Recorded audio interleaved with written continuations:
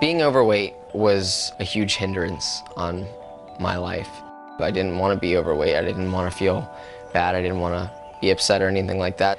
And eventually I lost over 100 pounds and I'm healthy, I'm happy. I finally got something that I can really be excited about.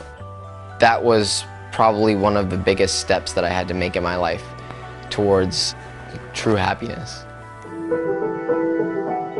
When I made that ultimate decision, I started researching everything that I could. I was looking at internet articles, I was reading books, I was pulling all of the information that I could find about food and health and eating to keep it absolutely simple. I mean, it's just real food. So I started cooking. I started writing down my recipes and all the different dishes I was making. I would keep them written down so that I could revert back to them. And then eventually I lost over 100 pounds.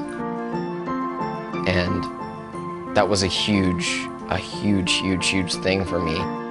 And then people started actually asking me questions, like a lot of questions. Friends that were overweight or had health problems or just generally wanted to get healthier. So I started Slim Palate to share not only my recipes but my story and maybe inspire people. You know, I want to show people that it's possible. It's one thing to say, hey, I really like your blog, or hey, that's a cool blog, or that's really interesting.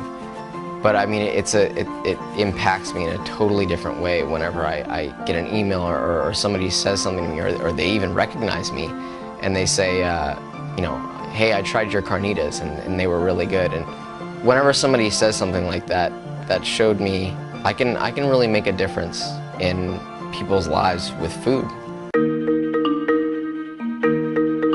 Once I started eating better, a thought in the back of my mind sort of started popping up, which was, where is my food coming from? I started learning about the local food movement and farmers markets and supporting local farms. It is so empowering being able to buy from a producer and shake the hand of, you know, the man who produces your food.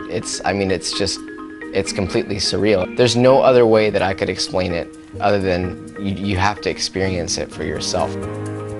Eventually, my food blog really took off. That felt really, really good. I got contacted by a publishing house who wanted me to write a cookbook. I mean, that email right off the bat was probably one of the most significant points in my life. And it wasn't even a thought in my mind to write a cookbook. I was just enjoying what I was doing on my food blog. But when they emailed me, I saw this huge opportunity to take it to a whole nother level. I did over 100 recipes for it, and I was photographing probably 4 to 5 recipes a day. All the recipes I wrote, all the head notes I wrote, the whole book I wrote, the whole book I photographed. Although it was a ton of work, it was 100% worth it. I love the process behind cooking. A lot of the time whenever I'm cooking something, I look forward to the smell kind of filling up the house. It just feels very natural to me, and it feels really nice to be able to invoke such excitement through, you know, just a dinner.